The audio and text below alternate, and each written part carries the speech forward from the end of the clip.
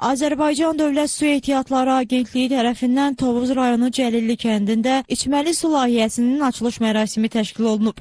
Mərkəzləşdirilmiş su təchizatı sisteminin yaradılması məqsədi ilə şəhərin mövcud su təchizatı sisteminin imkanlarından istifadə etməklə yeni su xəttləri inşa edilərək kəndin müxtəlif nöqtələrində layihəyə uyğun olaraq ictimai bulaq qurlaşdırılıb.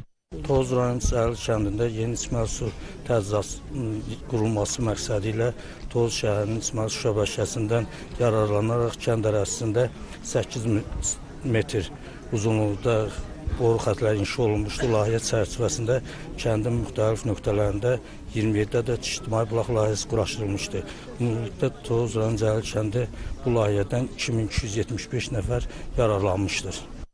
Qeyd edək ki, Tovuz şəhərinin mövcud su təchizatı sistemi Zəyəmçay çayı məcrasından üfüqi su qəbul edici qurğu və Tovuzçay su anbarı ərazisində 6 ədəd subartizan quyuları vasitəsilə təmin olunur.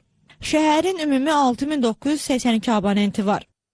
Ümumi su şəbəkəsinin uzunluğu 186 km, magistral su kəmərinin uzunluğu 39 km, kanalizasiya şəbəkəsinin uzunluğu isə 137 km təşkil edir.